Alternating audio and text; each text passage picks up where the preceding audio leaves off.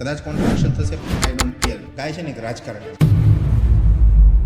આ દેશમાં રહેતા બહારથી આવેલા લોકો કે જે મારી માને કાપીને ખાય, જ્યારે મારી માને કોઈ કાપીને ખાવાની વાત કરતું હોય, એના સિંગ ઘરના શું બનવાની એવી રીતના તમારા માના ગળા કાપીને લગાવો ને ત્યાં.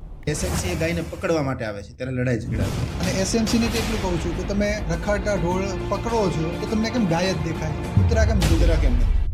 માલધારી સમાજ એમ કહેવાય કે એક સમય ફક્ત નેહડામાં રહેતો. તમારા કોઈ પણ સમાજમાંથી તમને કોઈ વૃદ્ધાશ્રમમાં જોવા નહીં મળે. એની અંદર છે ને પોતાના ફેમિલી કંટ્રોલ નથી રાખ્યો એટલે છોકરા બગડે છે.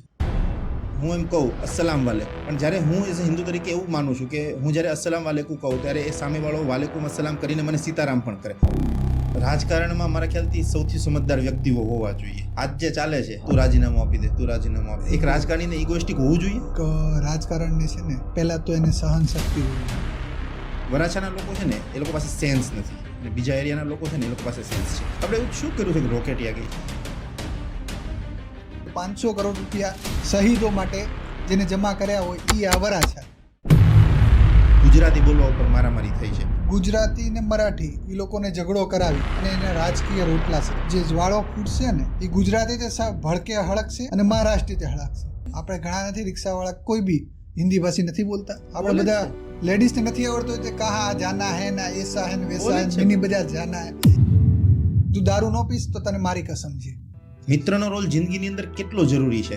તમારા મિત્રોએ તમારી જિંદગીની અંદર શું બદલાવ લાવ્યો છે? કે ઉપર જતો રહેતો હોય તો તમે લોકો સાલા કેવા છો પાછો લઈને આવતા.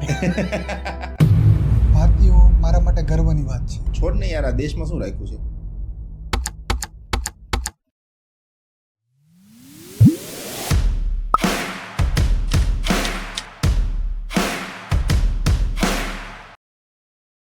સત્ય અને સમાજ આ બંનેની પરિભાષા હરેક વ્યક્તિના નેરેશનથી, હરેક વ્યક્તિના પર્સપેક્ટિવથી બનતી હોય છે.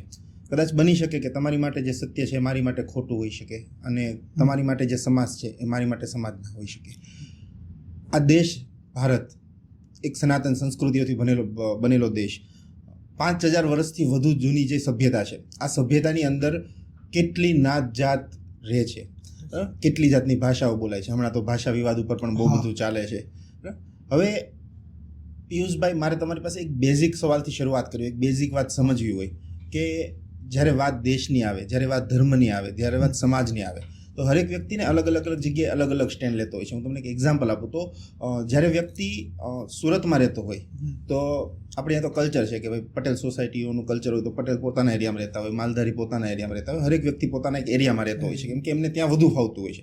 તો જ્યારે એક સામાજિક દ્રષ્ટિકોણની વાત આવે ત્યારે સુરતની અંદર હરેક વ્યક્તિ પોતાના સમાજ સાથે રહેવા માંગે છે. હવે આ જ વ્યક્તિ જ્યારે ગુજરાતની બહાર જાય ત્યારે ગુજરાતી સાથે રહેવા માંગે છે. આ જ વ્યક્તિ જ્યારે વિદેશમાં જાય ત્યારે ભારતીય સાથે રહેવા માંગે છે.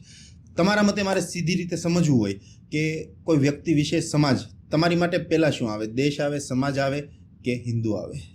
પહેલાં મારા માટે દેશ આવે, એના પછી સમાજ આવે અને પછી એક પરિવારવાદ. એ રીતના મારે વ્યક્તિગત અનુભવ કહો કે વ્યક્તિગત રીતે મારી લાગણી કહો કે જે કહો એ, પણ પહેલાં મારો ભારત દેશ છે એ પહેલાં મારા માટે સર્વ છે. ઓકે, ભારતીય હોવું તમારી માટે શું છે? ભારતીયો માટે મારા માટે ગર્વની વાત છે. ભારતીય જ્યારે બોલો ત્યારે આમ રૂવાટા ઊભા થાય ખરા? ભારતીય અંદરથી એવો જુસ્સો અનુભવું છું ને કે હું ભારતીય છું. અને જે અત્યારે આપણો વિશ્વ લેવલે ડંકો વાગી રહ્યો છે. વિશ્વની અંદર તમને ખ્યાલ હશે કે વિશ્વની અંદર ભારતીયોને એટલું આમ ગર્વથી જોવે છે ને લોકો કે એનું કંઈ હદ નથી અત્યારે હાલ. ઓકે, મને પણ ભારતીય હોવામાં બહુ પૂરો ગર્વ છે. પણ જે દેશ આપણી પછી આઝાદ થયા, યા તો જે દેશે આપણી પછી ડેવલપમેન્ટ કરવાનું ચાલુ કર્યું, કદાચ ડેવલપમેન્ટમાં એ લોકો આપણીથી આગળ નીકળી ગયા છે. હું અત્યારે ડેવલપમેન્ટની વાત સાઈડમાં મૂકી દઉં, ઇકોનોમીની વાત સાઈડમાં મૂકી દઉં કેમ કે આપણો અત્યારનો ટોપિક નથી. પણ હું એક બેઝિક રીતે સમજવા માગું તો જ્યારે ભારતીય હોવા ઉપર ગર્વ અનુભવતા હોઈએ અને જ્યારે બહાર જઈએ કોઈ પણ જગ્યાએ અને તમને એમ કહે કે તમારું ચંદ્રયાન પહોંચી ગયું કે તમે એ દેશમાંથી આવો છો જેની સંસ્કૃતિ હજારો વર્ષો જૂની છે, ત્યારે એક ગર્વની લાગણી ચોક્કસથી થાય. પણ જ્યારે હું આ રોડ ઉપર નીકળું, મને જ્યારે રોડ ઉપર મારી ગાડી એક ખાડામાં ફસાઈ જાય અને મારો ટાયર પંચર પડી જાય, એ વરસાદની અંદર મારે પંચર કરવું પડે, ત્યારે મને આમ અંદરથી એવું ફીલ થાય કે છોડ ને યાર, આ દેશમાં શું રાખ્યું છે? લોકો એકને એક જગ્યાએ ભ્રષ્ટાચાર કર્યા કરે છે. આપણી જિંદગીનો કોઈ અહીંયા મોલ જ નથી. એક સમય, ટૂંકા સમય માટે આવો વિચાર દરેક વ્યક્તિના મગજમાં આવી જતો હોય છે. તો ભારતીય હોવું એ ગર્વની વાત ચોક્કસ કહી શકાય, પણ આ જે સિસ્ટમ બનેલી છે, આ સિસ્ટમની અંદરથી તમને લાગે છે કે એક સમય એવો આવશે કે આ સિસ્ટમ બ્રેક થશે અને આ બધી જ વસ્તુઓ જે આપણે પૈસા આપણો ટેક્સ ચૂકવીએ છીએ એનું વળતર આપણને સમય જતાં મળશે? ભાઈ હું તમને એક સવાલ પૂછું. આપણો પરિવાર હોય, એમાં 5 જણા હોય, એક રૂમમાં રહેતા હોઈએ, એટલે આપણે થોડુંક પેલું થાય. એ જ વસ્તુ આપણે 10 જણા એક રૂમમાં રહેતા હોઈએ એટલે હાથ પગ બધાને અડવાના જ છે. એવી રીતના રોડની અંદર છે તો પબ્લિક જેમ જેમ ઘસારો વધે છે એમ રોડ ઉપર ઘસારો ચાલવાનો જ છે. અને અત્યારે હાલ ટેકનિક એવી આવી રહી છે જે એનો સોલ્યુશન અત્યારે હાલ તમે સુરતની અંદર આપણે છીએ તો સુરતની અંદર કેટલા ફ્લાયઓવર બની રહ્યા છે? અઢળક બની રહ્યા છે. એવી રીતના ધીરે ધીરે બધું અત્યારે પ્રોસેસ ચાલુ છે. આઈ થિંક સો 2030 કે 35 સુધીમાં સુરત આખું ડેવલપ વર્લ્ડ લેવલના ફર્સ્ટ નંબર પર હશે એવું મને લાગી રહ્યું છે, જે પ્રમાણે અત્યારે ડેવલપમેન્ટ ચાલુ છે. ઓકે, હું સુરતની વાત કરું તો સ્વચ્છ સર્વેક્ષણ જ્યારે થાય ત્યારે સુરત પહેલા નંબર ઉપર આવે આખા ઇન્ડિયાની અંદર. એક લાગણી અનુભવીએ કે વાહ ભાઈ આપણે સુરતમાં રહીએ છીએ, પણ એના જ સુરતમાં હું જ્યારે નીકળું ત્યારે મને એમ થાય કે કેટલું કચરું પડેલું છે. જો આપણું સુરત આવું છે અને ફર્સ્ટ નંબર ઉપર આવે છે તો દેશ કેવો હશે? નો ડાઉટ તમારી વસ્તુ સાચી છે, પણ સુરતની અંદર અમુક વિસ્તાર તમે જુઓ છો કે ત્યાં તમને કચરું દેખાતું હશે, પણ તમે એ પણ કમ્પેર કરો કે જે પહેલાના જે કમ્પેરિઝનમાં હતું એની જગ્યાએ અત્યારે કેટલું ડેવલપ થયું છે. ટ્રુ. એ વસ્તુ બી જુઓ. ઓકે, એસએમસીમાં કદાચ તમે જોડાયેલા હો કે મને એમ એક્ઝેક્ટ નથી ખબર, પણ મારા ખ્યાલથી હું જ્યાં સુધી સમજુ છું ત્યાં સુધી લગભગ વેસુના ટીપી અને મોટા વરાછાનો ટીપી લગભગ 2-4 વર્ષના આળાગાળા આસપાસ જ પાસ થયેલા હશે. વેસુ શા માટે આટલું બધું ડેવલપ, મોટા વરાછા શા માટે આટલું બધું પાછળ? ના, મોટા વરાછા તમે ડેવલપનું કહો છો કે મોટા વરાછામાં ડેવલપમેન્ટ થયું છે એટલું ક્યાંય નથી થયું. તમે અત્યારે ગોપીન ગામ ને એ બધું જોઈ શકો છો. અબ્રામા વાળો છે રોડ, પછી આ બાજુ આપણે નવો જે રિંગ રોડ બન્યો છે એ કેટલો ડેવલપમેન્ટ થયું છે. અત્યારે હાઈ રાઈઝ તે અહીંયા મોટા વરાછામાં જ થયા છે. પણ મને એવું લાગે છે બધું પ્રાઇવેટ સેક્ટર તરફથી છે, ગવર્મેન્ટ તરફથી મને એટલું બધું નથી લાગતું ડેવલપમેન્ટ. ના, ગવર્મેન્ટ તરફથી તમે નો તો ટીપી પાસ કરવાનું કોનું કામ છે? પ્રાઇવેટ સેક્ટરનું, ગવર્મેન્ટનું છે. જે હાઈ રાઈઝ બિલ્ડિંગ બનાવે છે એની પરમિશન કોણ આપે? ગવર્મેન્ટ આપે. પછી અત્યારે ગાર્ડન ને એ બધું બન્યું છે એ કોણ આપે? ગવર્મેન્ટ આપે. રોડ રસ્તા ક્લીન ગવર્મેન્ટ. તો પછી ગવર્મેન્ટનો હાથ હશે તો જ આ બધું થયું હશે ને. જો મોટા વરાછાની અંદર આ રોડ પર નીકળીએ જે સૌથી પહેલા પાસ થયેલો છે તો એ રોડ ઉપર સર્વિસ રોડ પર નથી. એક જે મેન પાસ થયું છે એના એક રોડ ઉપર એક સર્વિસ રોડ પર નથી. અને જ્યારે તમે વેસુમાં જાઓ છો ત્યારે એક તો 4-6 લેન રોડ હોય, સાઈડમાં સર્વિસ રોડ હોય, બહુ સારા સ્કલ્પચર મૂકેલા હોય, બહુ સારી રીતે ડેવલપ કરેલું હોય. શું એ લોકો ટેક્સ વધુ ભરે છે ને આપણે ટેક્સ ઓછો ભરીએ છીએ? ટેક્સ કોઈ વધુ ભરે કે એવું કોઈ વસ્તુ નથી. ટેક્સ બધા સરખો જ ભરે છે. અને અહીંયા આગળ છે તો અહીંયા આગળ જે વેસુમાં જેટલા ટીપી ખોલ્યા હતા એટલા ને એટલા અહીંયા આગળ ખુલ્યા છે. અને અત્યારે ડેવલપમેન્ટ ચાલુ છે એટલે થોડોક ટાઈમ તો લાગશે સર્વિસ રોડ ને બધું બનતા. અને અત્યારે સર્વિસ રોડની તે કામગીરી ચાલુ છે, મેં ઘણી જગ્યાએ જોયું છે.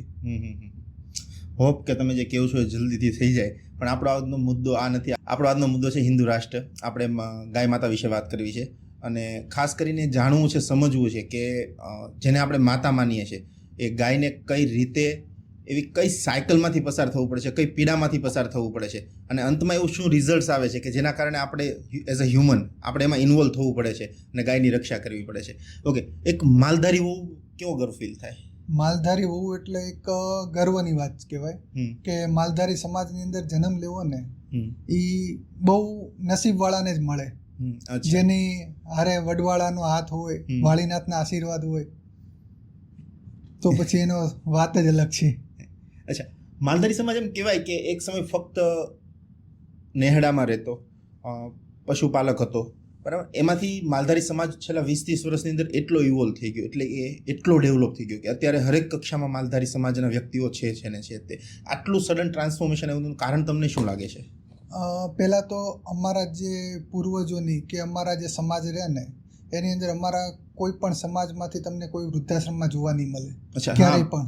બહુ મોટી વાત છે. હા, ક્યારેય પણ કોઈ પણ ઘર હશે, ભલે ગરીબ હશે કે અમીર હશે, કરોડોનો બંગલા હશે કે નાના ઘરમાં ઝૂંપડીમાં રહેતા હશે, તો એ તે સંયુક્ત કુટુંબ જ રહેતું હશે.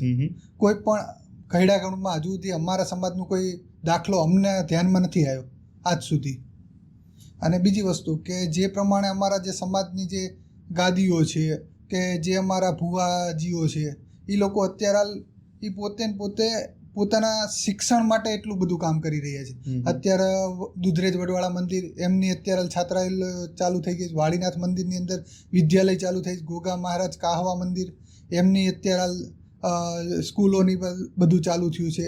એવું હમણાં જ અમારે રાયસણ કરીને ત્યાં છે, ત્યાં આગળ 1500 જેટલા યુવાનોને ત્યાં આગળ રહેવા ખાવા પછી એ લોકોને માટે ટ્રેનિંગ સેન્ટર જે અત્યારે આધુનિક ટાઈમ કહેવાય ને એવી રીતના અત્યારે ઊભું કર્યું છે, ડેવલપ કર્યું છે, કોઈ પણ ચાર્જ વગર. અને એમાં એ લોકો રાયસણ ખાતે ત્યાં આગળ લગભગ 1500 થી 2000 હમણાં જે ભરતી થઈ ને પોલીસની એની અંદર એ લોકો ગયા છે. એટલે અમારા સમાજમાંથી જે સારા એવા વ્યક્તિઓ છે એ લોકો સમાજને ઉપર લાવવા માટે મદદરૂપ કરે છે. તમે એક બહુ મોટી વાત કરી કે વૃદ્ધાશ્રમ સમાજની માનસિકતા કથળી ગયેલી છે કે સારી છે, એ નક્કી એના ઉપરથી થશે કે તમારા એરિયાની અંદર કેટલા વૃદ્ધાશ્રમો છે. બનવા ના જોઈએ, પણ બહુ સમાજને એક કડવું સત્ય છે, કેમ કે જો એ બુઝુર્ગો માટે બનશે નહીં તો એ રહેશે ક્યાં. તમે વાત કરી કે અમારા સમાજના કોઈ પણ બુઝુર્ગો લગભગ બની શકે એકાદ બે કેસ હોઈ શકે, પણ લગભગ કોઈ પણ વૃદ્ધાશ્રમની અંદર નથી રહેતા. તમારા સમાજ પાસે કોઈ બીજા સમાજને શીખવું હોય તો શું શીખી શકાય? હવે બીજા સમાજને આપણે ટોપિક ન કહી શકીએ, પણ બીજા સમાજને એક આ કે ઘરની અંદર જો મા અને બાપ રોતો હોય અને આપણે ત્યાં કરોડોના દાન કરીએ અને એ કોઈક બીજાને ત્યાં રહેતો હોય ને એની ખરાબ પરિસ્થિતિ હોય તો પહેલાં એને આપણે સંભાળવું પડે. પછી તમે કંઈ પણ કરો એ સારું કહેવાય. અમારા સમાજમાં એવું છે, દાખલો આપે છે કે ભાઈ કોઈ બી ગમે એટલા કરોડ રૂપિયા વાપરે ને તો એને કોઈ લેખે ન લે, પણ એમ કે એના મા બાપ એની હારે છે, પછી એમ જ કે એના કરોડપતિ છે, એના મા બાપ એની હારે છે. આજની તારીખ સુધી મેં એવું જોયું છે કે માલધારી સમાજના જે જૂના મતલબ આજથી 1-2 પેઢી પહેલાના લોકો લઈ લે તો એ હજુ એ જ પહેરવેશ પહેરે છે કે જે જૂના સમયથી ચાલુ આવતો હતો. તમે તમારા મમ્મીને કદાચ દુબઈ ફરવા માટે લઈ જાઓ, પપ્પાને દુબઈ ફરવા માટે લઈ જાઓ, તો તમને શરમ લાગે કે આ કપડાં પહેર્યા છે કે આ થોડીક મોડર્ન દુનિયા સાથે આ થોડાક મેચિંગ નથી થતા? ના, મને કોઈ દિવસ એવું નથી લાગ્યું. અને હું જ્યારથી મારો જન્મ થયો ત્યારથી લઈને અત્યાર સુધી મારા મમ્મીને કે મારા મોટા બાને કે કોઈ બી એ કોઈને મેં અમારા પહેરવેશ સિવાય બીજા કોઈ પહેરવેશમાં મેં જોયા જ નથી, ક્યારેય પણ નહીં. આ મારા ફાધરને અત્યારે હાલ પેન્ટ શર્ટ ને એવું પહેરે છે, પણ મારા મોટા પપ્પા છે એ બધે ફર્યા છે, પણ એ તે અમારો જે માથા ઉપર ફાળ્યું છે ને પેરણ ને એ બધું જે પહેરે છે એ જ પહેરે છે, અને એ જ એની આગવી ઓળખ છે. અચ્છા, હા, લોકો તો જ ખબર પડશે કે માલધારી કે આ સમાજ રબારીમાંથી આવે છે. અચ્છા, તમારા માટે માં એટલે શું? માં એટલે જે આ દુનિયા ઉપર જે મને લાવ્યા છે, હવે એનું તો મારા માટે શબ્દમાં નથી વર્ણવી શકું, પણ માં અત્યારે ગમે એવું પણ માં એ માં છે. આપણે કહેવાય ને માં બીજા બધા વગડાના, વાહ, એના જેવું છે. માની વાત ને બાની ચર્ચા તો બહુ થતી હોય, પણ જ્યારે પપ્પાના સેક્રિફાઈસની વાત આવતી હોય ત્યારે મને પર્સનલી એવું ફીલ થાય છે કે માં હા એ બધું જ કરે છે કે જે એક બાળક માટે જરૂરી હોય છે, પણ બાપ એ બધું કરે છે કે જે પરિવાર માટે જરૂરી હોય છે. તો બાપનો ઓવરવ્યૂ, બાપનો પોર્શન મોટો હોય છે માના પોર્શન કરતાં. પપ્પાનો તમારી જિંદગીમાં શું રોલ રહ્યો? જો પપ્પા રહ્યા ને એ આમ કહું ને કે જે પ્રેમ, જે ભાવના, જે લાગણી, જે ગુસ્સો બધું કરે છે એ પણ મારા માટે કરે છે. અચ્છા, હા. અને પપ્પાએ જે આ હાથ પકડીને મને અત્યારે હાલ જગ બતાવ્યું છે ને મારા પપ્પાએ બતાવ્યું છે કે અત્યારની દુનિયા આવી છે, આવું છે, આમ કરશું, આમ કર, અને આ બધું એ ફાધરે કરેલું છે. તમને એવું લાગે છે પપ્પા મારે છે આશીર્વાદ રૂપી છે? પપ્પા મારે છે એ એમનો પ્રસાદ કહેવાય. અચ્છા, જે આપણે માટલું કેમ ટીપીએ અને જે મજબૂત થાય, એ જે બાપ ટીપે ને એ જે મજબૂત થાય ને એ વસ્તુ છે. ઓકે, વેસ્ટર્ન કલ્ચરમાંથી આપણે બહુ બધું લીધું, એમાંથી એક કલ્ચરમાંથી આપણે એવું પણ લીધું કે બાળક 18 વર્ષનું થાય ને પછી પોતાના ડિસિઝનનું માલિક પોતે હોય. હા, થોડી ફ્રીડમ જરૂર છે વેસ્ટર્ન વર્લ્ડમાંથી જે તમે લીધી છે, ફ્રીડમની જરૂર આજના જમાનામાં ચોક્કસ ખરી, પણ આજની જનરેશન ફક્ત એવું માનવા લાગી છે કે બાપાએ જો હાથ ઉપાડ્યો તો હવે તો એવી ધમકી ઘરે મારે કે હું પોલીસ કેસ કરી દઈશ. બાપા નહીં મારે તો તમારી જિંદગીમાં શું ફરક આવશે? જો બાપા નહીં મારે, અત્યારે હું મારો પોતાનો જ મારા ઘરે 8:30 થયા હોય એટલે ફોન આવી જાય કેટલી વાર, ઘરે આવવાની કેટલી વાર. હવે બાપ બેઠો હોય ને તો જ ફોન કરે, નકર તો આપણે 3 વાગે જઈએ ને તો તે કોઈ કહેવા વાળું નથી. એટલે બાપ બેઠો છે તો જ ફોન કરવાનો, એને આપણી ફિકર છે એટલા માટે. નકર પછી 3 વાગે જવાવાળા કે 5 વાગે જવાવાળા કે 10 વાગે કે 11 વાગે જવાવાળા એ કેવા રવાડે ચડ્યા છે એ તમને ખ્યાલ જ છે. અને પછી એના ઘરની અંદર ને એનો પરિવારમાં કે એના સમાજમાં કેવી અત્યારે વ્યસન થઈ ગયા છે એ જોઈ શકો છો તમે. હમણાં એક રિયલ કિસ્સો કહું તમને. લજાવણી ચોક અમારા ઘર પાસે જ તે એક છોકરો 5 વાગ્યા હશે, 5:30 વાગ્યા હશે, દારૂ પીને આવ્યો અને રોડની વચ્ચે ગાડી ઊભી રાખી દીધી. હવે બુઝુર્ગ હોય એટલે અમારા સોસાયટીના જ બુઝુર્ગ હતા, માથાકૂટ કર્યા વગર આવી ગયા, પણ એ લોકો છે ને આમ થાપા માર્યા કાચ ઉપર ને એ રીતે એમ. અને એ છોકરો પછી ત્યાંથી જતો રહ્યો, સામે બીજી સોસાયટીમાં જતો, સોસાયટીનું નામ નહીં લો, અને આ લોકો આવતા રહ્યા. એટલે આપણને જ્યારે ખબર પડે એટલે આપણને એમ થાય કે આપણા વડીલો ઉપર આ રીતે જ્યારે પ્રહાર થતા હોય ત્યારે આપણે ઊભું રહેવું બહુ જરૂરી હોય છે. એટલે અમે એના ઘરે ગયા તો એની સ્થિતિ જોજો કેટલી કથળી ગયેલી સ્થિતિ છે અને કઈ સ્થિતિમાં એટલો તો પણ રાણા રીતે હજુ રહે છે. મને છે ને જો એ જ નથી સમજાતું, ટુ બી ફ્રેન્ક. હું કોઈનો અપોઝ નથી કરતો, પણ જ્યારે હું એના ઘરે જાઉં છું ત્યારે એ વ્યક્તિ છતાં મને ફોન કહે ત્રીજા માળે આવી જાય. એટલે અમે ત્રીજા માળે ગયા. એક પતરાવાળી રૂમની અંદર એના પપ્પા હતા, એના મમ્મી હતા અને એ ભાઈ બેઠા હતા. એની વાઈફ એને છોડીને જતી રહી હતી. એ લોકો ત્યાં ભાડે રહેતા હતા. એના મમ્મી અમને હાથ પકડ્યો કે મારા છોકરાને કાંઈ કરતા નહીં. તો છોકરો તો જો એ જ એટીટ્યુડમાં છે, કેમ કે એ એક નશામાં છે, એ પોતે કંટ્રોલમાં નથી, એ એક નશામાં છે. તમને શું લાગે છે આ દારૂ છે, જે દારૂની સાયકલ છે, ગાંજાની સાયકલ છે, કે ચરસની હમણાંથી જે આ બધી વસ્તુ આવી છે, જે નશો તમને તમારી જાતથી દૂર લઈ જાય છે, આ નશો સમાજ માટે કેટલો ખતરનાક? એના પાછળનું કારણ હું પોતે જ માનું છું કે મારું પોતાનું મંતવ્ય છે, કોઈ મારા સમાજનું કે કોઈનું નથી કહેતો, કે એની અંદર છે ને પોતાના ફેમિલી કંટ્રોલ નથી રાખ્યો એટલે છોકરા બગડે છે અત્યારે હાલ. બની શકે, ટ્રુ. હા, કે જે ફેમિલીનો કંટ્રોલ હોય ને તો છોકરા અત્યારે કદાચ તમે નશાની વાત કરો છો, કદાચ મા હોય તો મોઢામાં ન મૂકી શકે. કંટ્રોલ હોય ને તો, કેમ કે છોકરો હજુ ઘરે નથી આવ્યો, બાપાની ફરજ બને છે, માની ફરજ બને છે એને ફોન કરી કે ક્યાં છે, ક્યાંથી લઈને આવે, બધું જ કરી શકે. અને અત્યારે હાલ કેવું છે, લોકો એવું વિચારી રહ્યા છે આ ભાઈ આમ કરે છે, દારૂ પીવે છે તો હું તે દારૂ પીવા જાઉં, પેલો ડ્રગ્સ પીવે છે તો મારે ત્યાં ડ્રગ્સ લેવો જોઈએ. અત્યારે હાલ સંગત એવી થઈ ગઈ છે. અત્યારે હાલ કેવું થયું છે કે પહેલાં આપણે કોકનો જીવ બચાવવો હોય કે કોકના માટે આમ એના સોગન આપવા, તું ભાઈ ખાઈશ નહીં તો તને મારી કસમ છે, તું આ વસ્તુ નહીં કરીશ તો તને મારી કસમ. અત્યારે કેવું થઈ ગયું છે, તું દારૂ ન પીશ તો તને મારી કસમ છે, તને ફલાણીની કસમ છે, તું જે માનતો હોય તારે માતાજીની સોગન છે, તું આ વસ્તુ નહીં લઈશ ને. અત્યારે હાલ હું રિયલમાં આવું જોયેલું છે. એટલે અત્યારે હાલ કેવું છે ખબર, કે અમુક એક વ્યક્તિ જે આપણે કેમ ઘણીવાર કહીએ છીએ કે એક વસ્તુ કંઈક બગડેલી હોય ને તો આખું ફ્રૂટ હોય ને એ બગાડી નાખે. આપણે ખબર હોય કેરી લાવીએ, કેરી એક બગડેલી હોય તો આખો ધાબો બગાડી દે, એના જેવું થઈ ગયેલું છે કે એક માણસ બગડેલો હોય ને તો પાછળ એનું જેટલું ગ્રુપ હોય ને બગડે. છેલ્લા 10 વર્ષની અંદર છે ને આજે રીલ કલ્ચર આવ્યું છે. આ રીલ કલ્ચરના કારણે એક રિલેશન બહુ જ હાઇપમાં આવ્યો છે, બરાબર. અને ફક્ત ને ફક્ત હું ક્લેમ કરીને કહી શકું કે આ રીલના કારણે જ આવ્યો છે. અને રિલેશન છે મિત્રતા, દોસ્તી, બરાબર. પહેલા દોસ્તી અને મિત્રતાની પરિભાષા અલગ હતી. સુખ દુઃખનો સાથી, જ્યાં તમને જરૂર પડે ત્યાં ઉભો રહેવા વાળો, તમે કંઈક ફસાણા છો તો એમાંથી બહાર કાઢવા વાળો, તમે ખોટું કર્યું છો તો તમને ટોકશે અને જો તમે સાચું કર્યું છે તો તમને શાબાશી આપશે. આ મિત્ર હતો.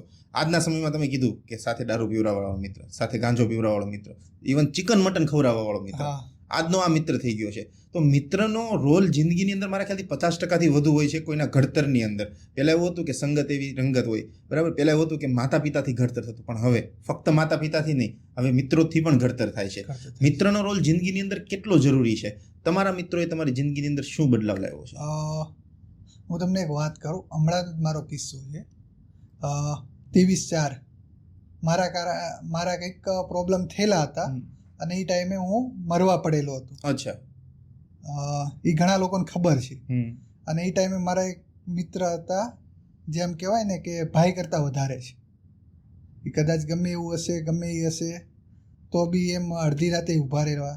એ લોકોએ મને જીવથી બચાવી અને 3 હોસ્પિટલ બદલાઈ, એના કામ ધંધા મૂકી. અને જ્યારે મારા જે કહેવાય ને કે ખાસ વ્યક્તિઓ નહોતા જેને આપણે વિશ્વાસ હતો, એ લોકો તો તે 6 દિવસ એ નાયા ધોયા વગર અને 6 દિવસ એ ત્યાં આગળ ને ત્યાં આગળ દવાખાને પડેલા હતા, દિવસ રાત મૂકીને, કામ ધંધો બધું મૂકીને. કામ ધંધો, કેમ કે એનો એક દિવસ માટે એના માટે રોજના એને કસ્ટમર બેઝ એટલો છે, બધા ક્લાયન્ટ બેઝ એટલો છે કે લગભગ અટેન્ડ કંઈ નહીં 500-700 જણાનો જવાબ આપવાના હોય છે.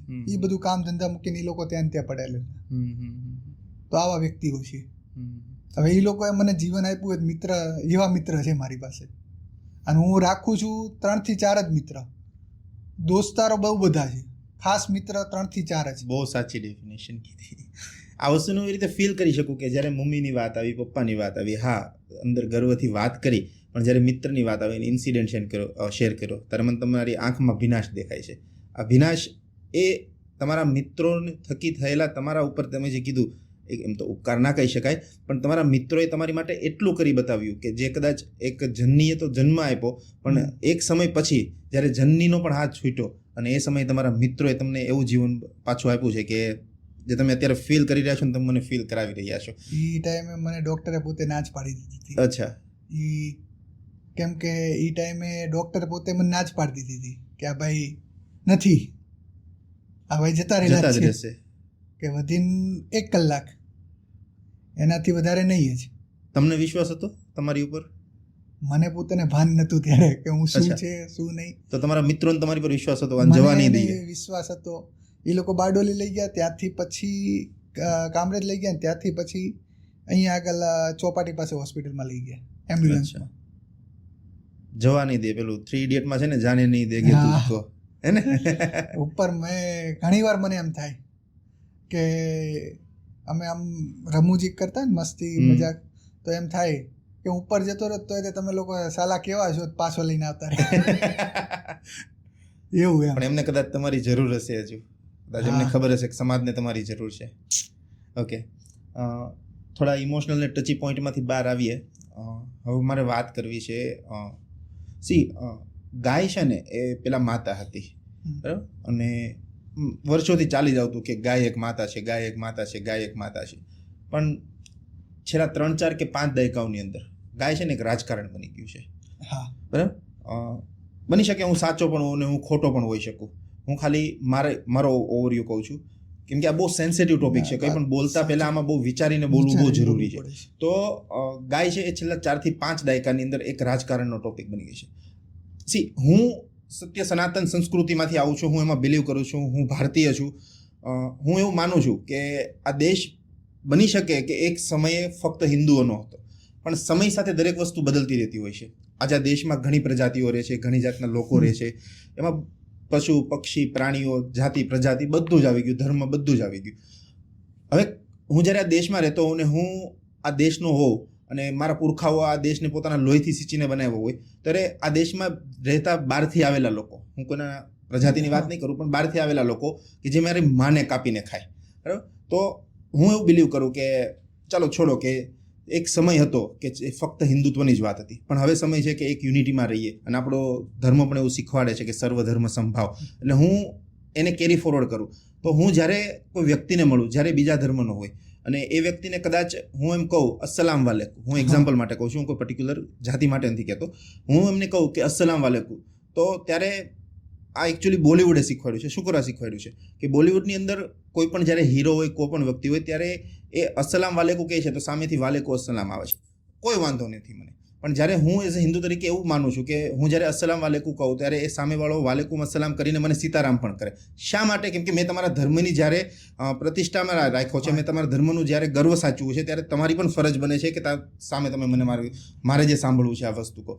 ઓકે, તો આ વસ્તુ કહેવાનો સારાંશ એટલો હતો કે આપણે એવા દેશમાં રહીએ છીએ કે જ્યારે એકબીજાની સંસ્કૃતિનો આપણે આદર કરવાનો છે, નહીં કે અનાદર. ગાય એક એવો સબ્જેક્ટ છે, સબ્જેક્ટ એટલે કહું છું કેમ કે આજે સબ્જેક્ટ જ બનાવીને રાખી દીધો છે માથામાંથી. ગાય એક એવો સબ્જેક્ટ બનાવી દીધો છે કે આ પ્યોર રાજકારણ બની ગયું છે હવે.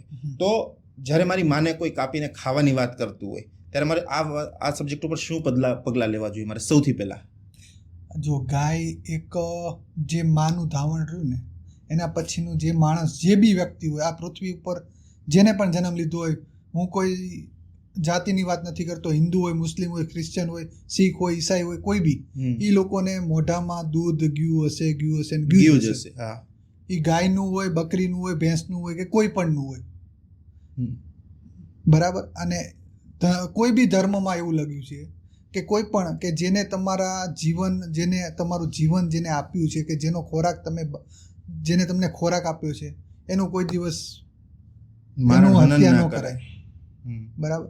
અને અત્યારે હાલની તારીખમાં જે પણ કોઈ મતલબ તમે ઘણી જગ્યાએ જોયું હશે કે ગાયના મળ મૂત્રથી, હું દૂધની વાત નથી કરતો, મળ મૂત્રથી બરાબર એનાથી જે કેન્સર જેવા રોગ રહ્યા એ તે મટે છે. જે અત્યારે હાલ આપણે એનું મળ મૂત્ર છે એનું આપણે ખાતરમાં બનાવીએ તો એના વૃક્ષોમાં તે વૃદ્ધિ વધારે પણ થાય છે. એકચ્યુઅલી આ આવેલું છે ને કે હમણાં એક્સપોર્ટ બિઝનેસની અંદર સાઉદી અરેબિયાએ એટલું ગાયનું છાણ એ લોકો ઇમ્પોર્ટ કરાવ્યું છે કે એક બહુ મોટો બિઝનેસ બની ગયો છે આજની તારીખની અંદર.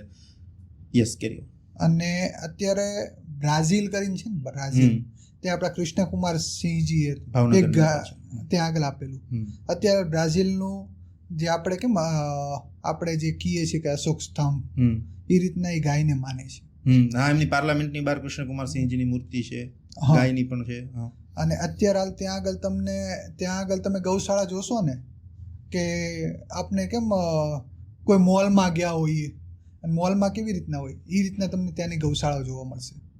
અને અત્યારે હાલનો જે આપણો જે ભારતની વાત કરું છું, ભારતમાં નો ડાઉટ અમુક બહુ સારી રીતના બધા લોકો ગાયોની સેવા કરે છે, પણ જે નથી કરતા ને એ લોકો ગાયને મારે બી એટલી છે. પણ એ લોકો એની કદાચ એના માં કે કોઈક ફેર હશે કાં તો કંઈક બીજું કંઈક હશે તો આવું બધું કરતા હશે કૃત્ય. અને ગાય અત્યારે હાલ હું તો ભલે શાસક પક્ષમાંથી હોઉં કે કોઈ પણ, જો સમાજની ગાયની વાત આવે એટલે મારું સ્ટન્ટ ક્લિયર છે કે ગાય છે તો ગાય કોઈ જગ્યાએ આવી નથી.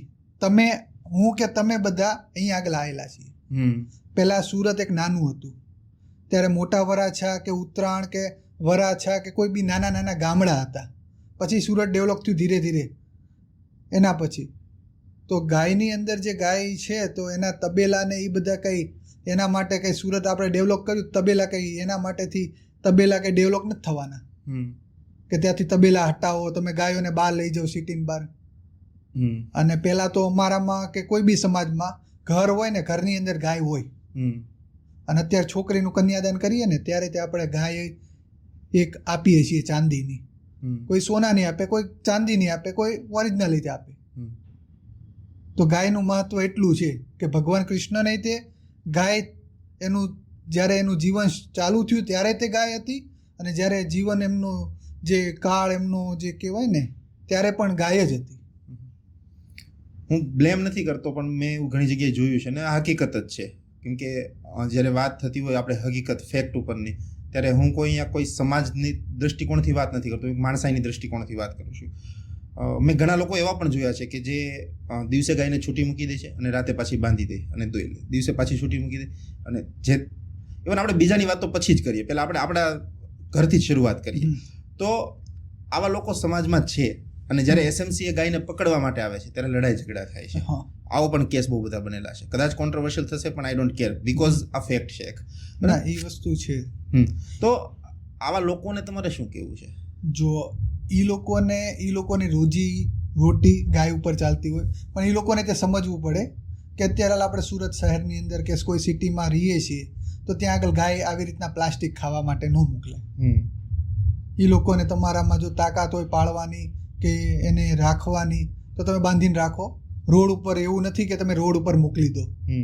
હું તો સીધું કહું છું કે એ લોકોને આ વસ્તુ કરતાં પહેલાં 100 વાર વિચારે. એમાં હું એસએમસીમાં થીને જ નથી કહેતો કે કોઈ બી, અને એસએમસીને તો એટલું કહું છું કે તમે રખડતા ઢોળ પકડો છો બરાબર છે તો તમને કેમ ગાય જ દેખાય છે, કૂતરા કેમ નથી? ટ્રુ. ખૂટીએ તે ફરે જ છે, આખલાય તે પકડો, કેમ નથી પકડતા? સાચી વાત છે. કેમ કે આ લોકો પાસેથી લેવા જાય 5000 રૂપિયા મળે. ગાય પકડવાના 5000 રૂપિયા મળે. કૂતરાની કોઈ પાવલી નથી આપવાનો. કૂતરાની કોઈ પાવલી નહીં આપે. ટ્રુ. બહુ સાચો મુદ્દો તમે રેઝ કર્યો છે. હા, ઓકે.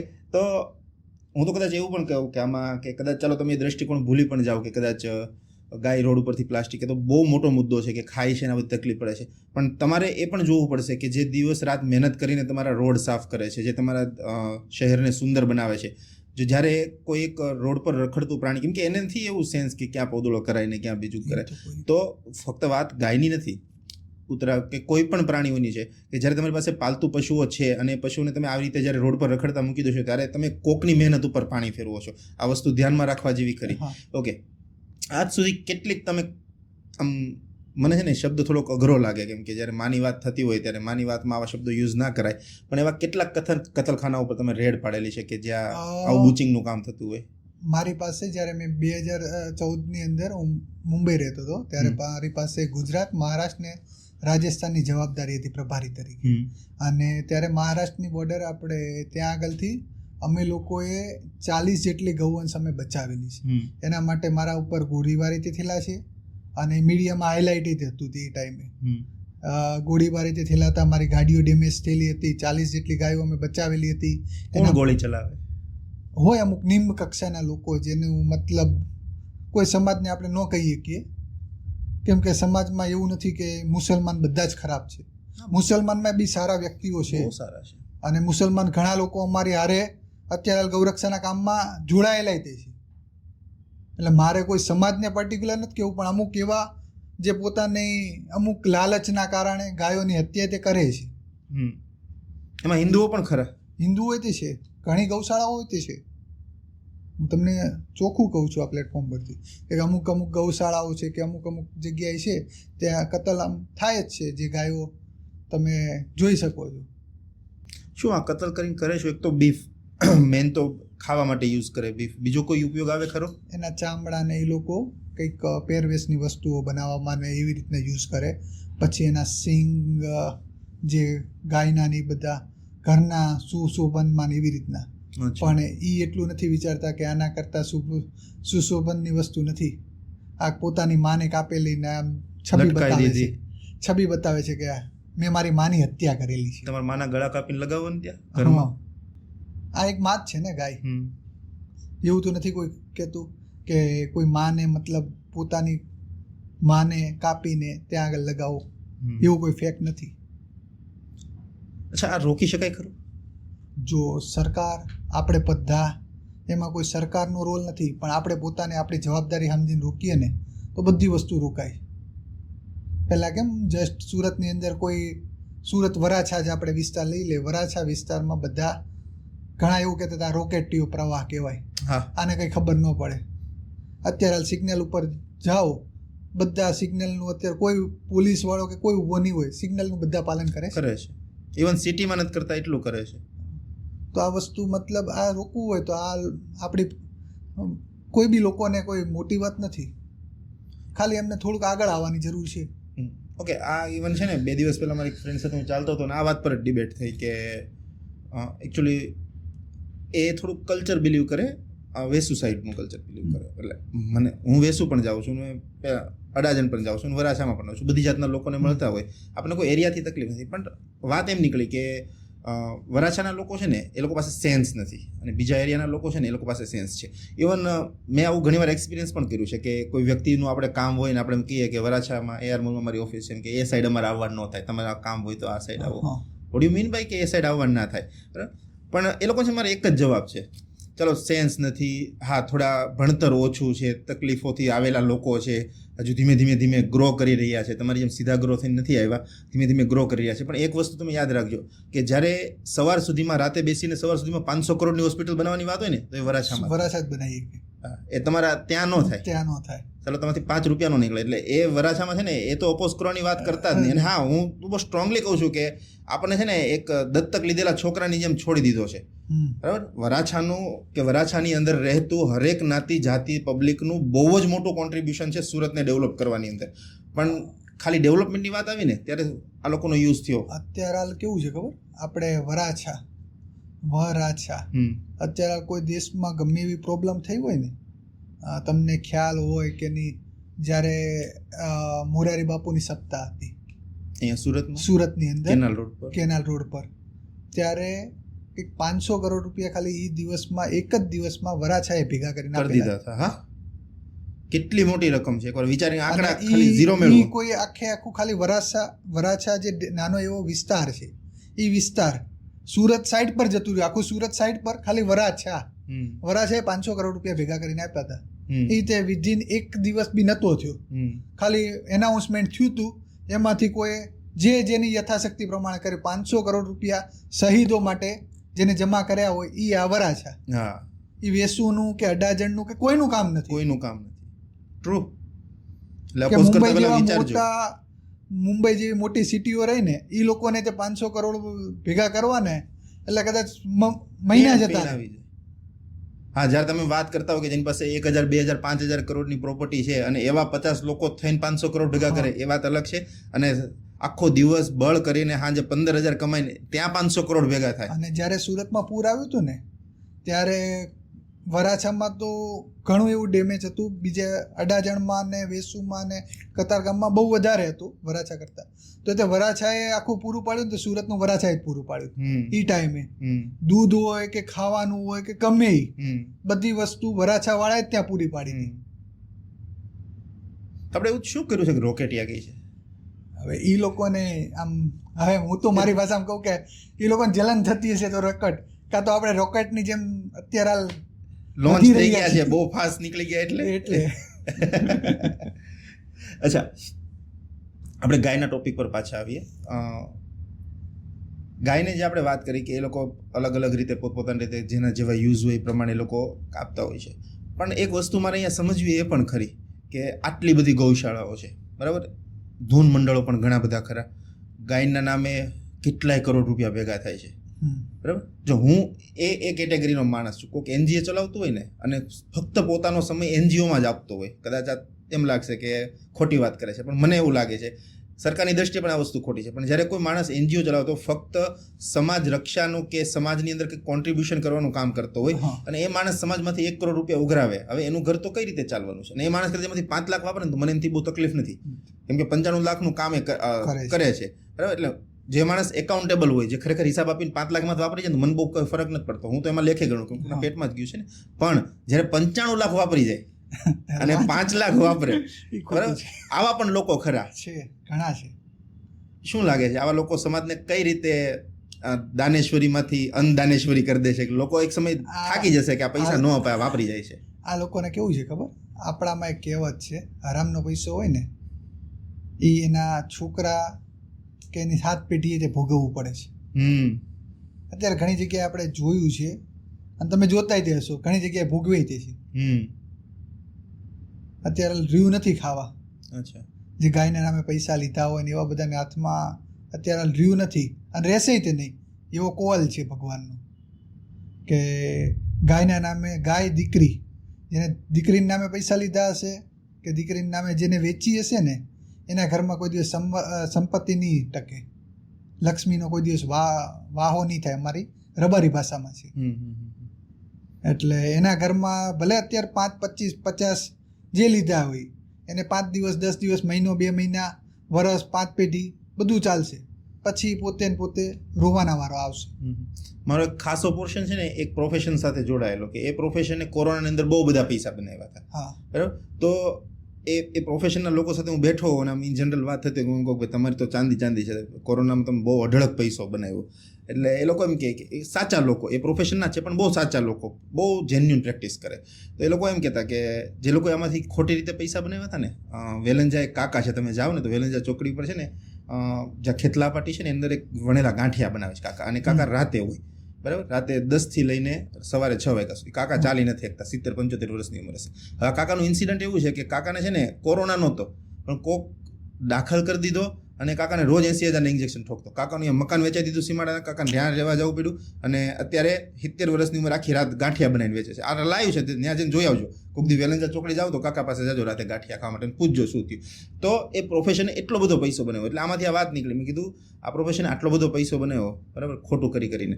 એટલે એમના જ કોમ્યુનિટીના લોકોએ મને કીધું કે આજે પૈસો બનાવ્યો ને એ પછી છે ને કોઈક મોટી હોસ્પિટલ ઊભી કરી અને એક બહુ મોટો જથ્થો એવો હતો કે જેમને એક હીરાનું સેગમેન્ટ આવેલું, ત્યારે મને એક્ઝેક્ટ નથી ખબર શું આવેલું, એની અંદર બધો પૈસો નાખ્યો, બરાબર, અને એ બધો જ પૈસો ઝીરો થઈ ગયો અત્યારે.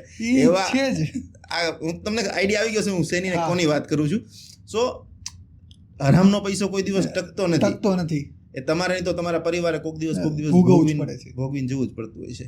ઓકે, રાજકારણ એટલે શું? રાજકારણ એ વસ્તુ એવી છે જે મારી પોતાની ભાષામાં હું કહું ને, રાજકારણ એ લોકોએ કરવું જોઈએ. જે લોકો સમાજ એના જે કોઈ સમાજમાંથી આવતા હોય, જે લોકો માટે આવતા હોય અને લોકોનું રિયલમાં કંઈક આગળ વધારી શકે એ લોકોએ રાજકારણ કરવું જોઈએ. નહીં કે પૈસા માટે, પાવર માટે, પ્રતિષ્ઠા માટે એ લોકોએ રાજકારણમાં કોઈ જરૂર નથી.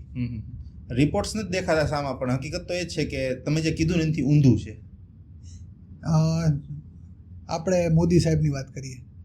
મોદી સાહેબને આગળ પાછળ તમને કોઈ ખબર ખરા? એમના ભાઈ શું કરે છે, એમના ભત્રીજા શું કરે છે, કોઈ વસ્તુ ખ્યાલ ખરા? કોઈ પરિવાર છે કે નથી? એને અત્યારે હાલ એવું જ છે. યોગી આદિત્યનાથનું લઈ લો, એમના જે ભાઈ કે બહેન એ રહે છે તો પતરાના જ મકાનમાં, નથી એમને પાકું ઘરે છે. બાકી જે અમુક લોકો એવું પરિવારવાદ ચાલતું હોય તો એ લોકોની થિયરીથી ચાલે છે. એ લોકો આગળ તે નથી.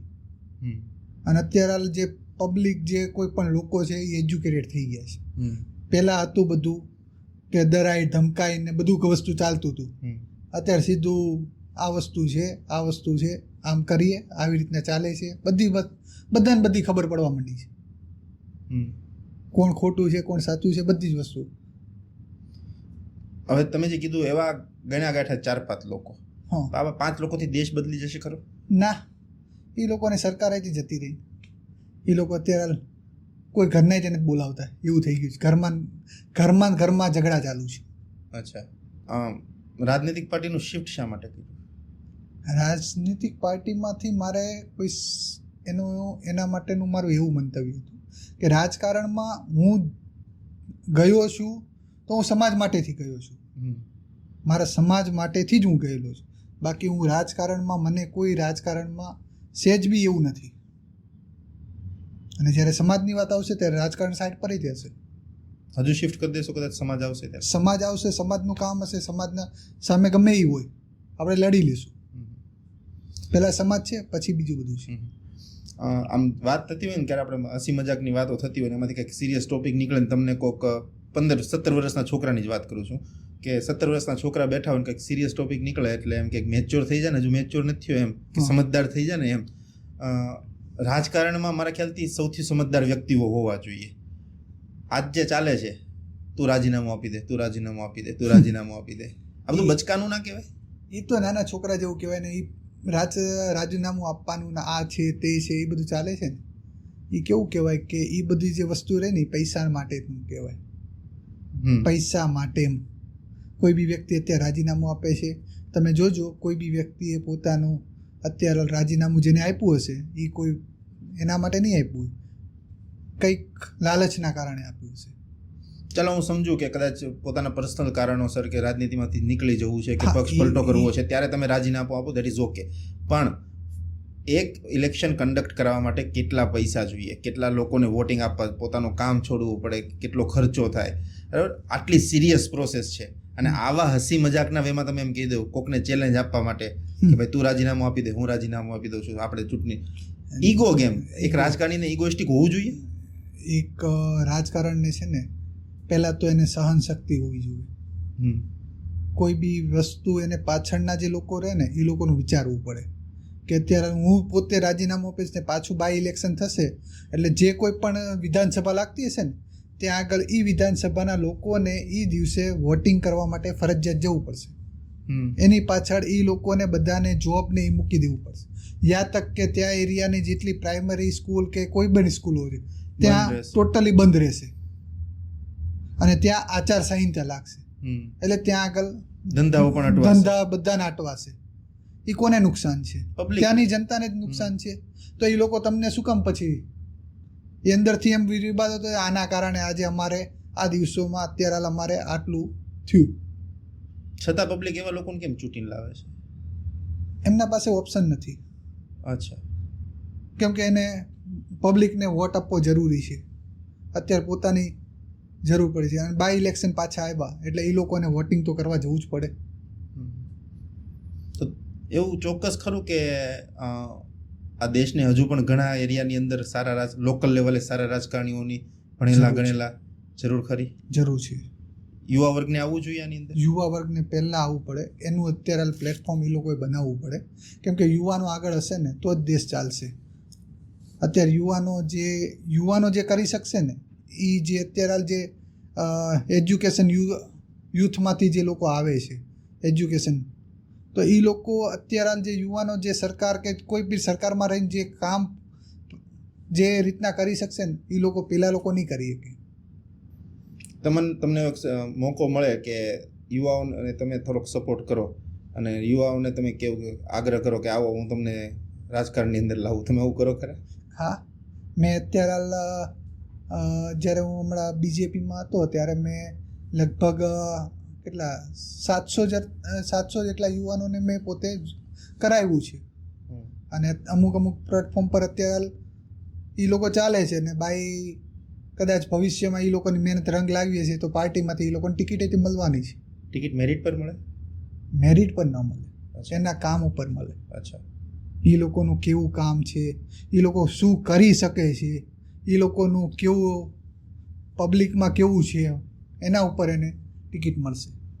આપણે શરૂઆતમાં વાત થઈ કે રાષ્ટ્ર પહેલાં, બરાબર, પણ રાષ્ટ્રની વાત ત્યારે જ થતી હોય જ્યારે તમે જૂથોમાં વહેંચો. એક હરેક રાજ્યને પોતાની આઈડેન્ટિટી હોય, પોતાની ગરિમા હોય, પોતાની પ્રાદેશિક ભાષાઓ હોય, પોતાનું કલ્ચર હોય, પણ ફક્ત એના પર ડિફાઇન નથી થતું કે ગુજરાત શું છે કે મહારાષ્ટ્ર શું છે. ફક્ત ગુજરાતીઓથી ગુજરાત ડિફાઇન નથી થતું, ફક્ત મરાઠીઓથી મહારાષ્ટ્ર ડિફાઇન નથી થતું. સમય પર ઘણા મરાઠીઓ એવા પણ ખરા કે જેને ગુજરાતને આગળ વધારવામાં મહેનત કરી છે, અને સમય પર ઘણા ગુજરાતીઓ પણ ખરા કે જેને મહારાષ્ટ્રને આગળ વધારવામાં મહેનત કરી છે. હમણાં જે કિસ્સો થયો કે જોધપુર સીટવાળામાં એક રાજસ્થાની માણસને માર્યો, આ ફક્ત એક ચિંગારી લગાવતો કિસ્સો હતો. આની પહેલાં બહુ બધી વાર એવું થઈ ચૂકી છે. ડાયમંડ મર્ચન્ટ સાથે, ઘણી બધા વ્યક્તિઓ સાથે ફક્ત ગુજરાતી બોલવા ઉપર મારામારી થઈ છે. તો આ આખા ઇન્સિડન્ટને કઈ રીતે જુઓ છો તમે? આ ઇન્સિડન્ટને હું એવી રીતના જોઉં છું, આના પાછળ છે ને કોઈક અમુક પાર્ટીઓ છે, એ લોકોને ગુજરાતી ને મરાઠી એ લોકોને ઝઘડો કરાવી અને એના રાજકીય રોટલા શેકવાના હતા. અને એ લોકોને ત્યાં આગળ મહારાષ્ટ્રમાં એ લોકોની સત્તા છે નહીં, તો એ લોકોને સત્તામાં આવવા માટેથી હવે એમના પાસે નથી કોઈ ટોપિક રહ્યો રામ મંદિરનો કે એવો કોઈ હિન્દુત્વવાળો ટોપિક નથી રહ્યો, એટલે એને કંઈક તો ટોપિક લાવો કે એના ઉપર અત્યારે જે મહાનગરપાલિકાના ત્યાં ઇલેક્શન થવાના છે તો એમાં લડી શકે. તો એના માટે એ લોકોએ એવું ષડયંત્ર રચેલું હતું કે આ રીતના કરીએ અને આનાથી જે જ્વાળો ફૂટશે ને એ ગુજરાતી તે ભડકે હળકશે અને મહારાષ્ટ્રી તે હળકશે. એટલે આની અંદર એવું હતું કે આ લોકો એવી રીતના આખું વ્યૂ બનાવેલું હતું, પણ એ લોકોને કદાચ એટલું સમજ ફરક કે ત્યાં આગળ મહારાષ્ટ્રમાં તે ભાજપની સરકાર છે અને અહીંયા ગુજરાતમાં તે, અને અત્યારની જે લોકો રહ્યા ને એ હવે આ બધું કોમવાદ ને આ જાતિવાદ ને એ બધામાં કોઈને કોઈ રસ જ નથી કે કોમવાદમાં કે આ ભાઈ મરાઠી છે ભલે મારો માણસ છે, ગુજરાતી છે ભલે મારો માણસ છે, કોઈ વસ્તુમાં એમાં રસ નથી. અને આ લોકો ઝઘડો એક પ્રકારનો એવો મોટો એક ઝઘડો આખો વાયરલ કરવા માંગતા હતા કે આમાંથી બાંધે, આ લોકો બાંધે અને આનાથી વોટ શેર જે અમારું છે ગુજરાતમાંથી, ગુજરાતની અંદરથી મરાઠીઓને CR પાટીલને હટાવે, જે મહારાષ્ટ્ર કોમમાંથી જ આવે છે મરાઠી છે એને હટાવે અને એના કારણે આગળ આ લોકોનું થાય. ત્યાંથી પછી ગુજરાતીઓ ત્યાં આગળ જે કોઈ છે તો ત્યાં આગળ એ લોકોને હટાવે. પણ એ લોકો એવું નથી વિચારતા કે જે મહારાષ્ટ્રમાં કિસ્સો બન્યો ને ત્યાં આગળ લોઢા કરીને છે મંગલસિંહ, એને આખું મહારાષ્ટ્રનું એ જે ઘાટકોપર ને એ બધું એરિયા રહ્યો ને આ જે મીરા ભાઈંદર એ બધું ડેવલપ કરવામાં લોઢાનો બહુ મોટો હાથ છે, બહુ મોટો બિલ્ડર છે. એને જ મતલબ એ બાજુનું કહેવાય ને કે એ બાજુનું આખું ડેવલપ કર્યું ને તો એને કર્યું છે. અત્યારે હાલ જે 4 ચાંદ કહેવાય ને તો ત્યાં આગળના કહેવાય. તો એ લોકો રાજસ્થાની ગણો કે કોઈ પણ ગુજરાતી ગણો કે એ લોકોએ જ બધું કર્યું છે. અને ઇવન કાપડનો ઉદ્યોગ રહ્યો એ મહારાષ્ટ્રની અંદર એ ગુજરાતી ને રાજસ્થાની જ ચલાવે છે. અને ડાયમંડ જે રહ્યું એ તમને બી ખ્યાલ જ છે કે ડાયમંડ સિટી તરીકે સુરત ઓળખાય છે અને સુરતના વેપારીઓ ત્યાં બોમ્બેમાં છે. બોમ્બેની અંદર જે ડાયમંડ સિટી રહ્યું એ પોતે છે. અને એટલું બધું જ હોય મરાઠી બોલાવું હોય જાય ને અનિલ અંબાણી પાસે કે એની પાસે ખબર પડે ગુજરાતી જ છે ને કેમ બોલે છે. મેં છે ને એક રીલ અપલોડ કરેલી આ મુદ્દા ઉપર લગભગ 2-3 લાખ વ્યૂ પણ આવેલી, બરાબર. પણ મારું એવું માનવું છે જ્યારે પ્રાદેશિકતાની વાત હોય, ફક્ત જ્યારે એક રાજ્યની વાત થતી હોય, એના ગૌરવની વાત થતી હોય, ત્યારે લોકો છે ને અહીંયાથી નહીં, મારા ગોઠણ દેખાય છે ને, અહીંયાથી વિચારે, અહીંયા આ જોઈ લો, અહીંયાથી. શા માટે હું તમને કહું, આ પ્રોપોગેન્ડાને બહુ રિવર્સ રીતે લીધો. હું કોમેન્ટ સેક્શનમાં જ્યારે જાઉં ને ત્યારે હરેક વ્યક્તિ એમ કહે છે કે એટલે માર્યા કે મરાઠી ભાષાનું અપમાન કર્યું. કઈ જગ્યાએ તમને એક એવો ઇન્સિડન્ટ દેખાડી દો જ્યાં કોઈ વ્યક્તિ એવું કીધું હોય કે હું મહારાષ્ટ્રમાં છું, તમારી મરાઠી ભાષા બકવાસ છે, આમ છે? નથી. આ તમારો પ્રોપોગેન્ડા તમે ક્રિએટ કરેલું છે, બચવા માટેની રીત છે એક તમારી, કે ભાઈ જે થઈ ગયું એ ઇન્સિડન્ટ તમને પણ ખબર છે ખોટું છે, તો હવે બચવાની રીત કઈ? તો કેમ કહેવામાં આવ્યું કે ભાઈ અમારી મરાઠી ભાષાનું અપમાન કર્યું એટલે અમે લોકો મારો વિડીયોની અંદર ક્લિયર દેખાય છે, હું મહારાષ્ટ્રની અંદર રહું છું છતાં મને મરાઠી નથી આવડતું, હું હિન્દીમાં વાત કરું છું, ગુજરાતની અંદર કોઈને ગુજરાતી નથી આવડતું, ભાઈ કરને મરાઠીમાં વાત, તેલુગુમાં કર, મજા આવે ભાષામાં કરો ને. આપણે ઘણા નથી રિક્ષાવાળા કોઈ બી હિન્દી ભાષી નથી બોલતા. આપણે બધા લેડીઝને નથી આવડતું તો કહા જાના હે ના એસા હે ને વેસા હે, મિની બજાર જાના હે, અડધું ગુજરાતી ને અડધું હિન્દી નથી બોલતા, બોલે જ છે ને, બોલે જ છે અને ચાલે જ છે, આટલા વર્ષોથી ચાલે છે. ઠીક, હવે રાજકારણ છે, હવે પબ્લિક સુધરે તો સારું, નહીં તો હવે અધોગતિ થતા વાર નહીં લાગે. અને દેશના કદાચ સરદાર વલ્લભભાઈ પટેલે જે ભેગું કર્યું છે એના ટુકડા થતા સમયસર વાર નહીં લાગે. સમજે તો ઠીક છે, એક છીએ તો મુઠ્ઠી છીએ, એકલા રહેશું તો આંગળી જ રહેશું, પણ હવે બધી સમયની રાજકારણની વાતો છે. આજે આપણે એપિસોડને પૂરો કરીએ છીએ. આવ્યા, તમે બહુ બધી ઇન્ફોર્મેશન શેર કરી અમારી સાથે. Thank you so much coming on the CM show Piyushbhai. Thank you so much.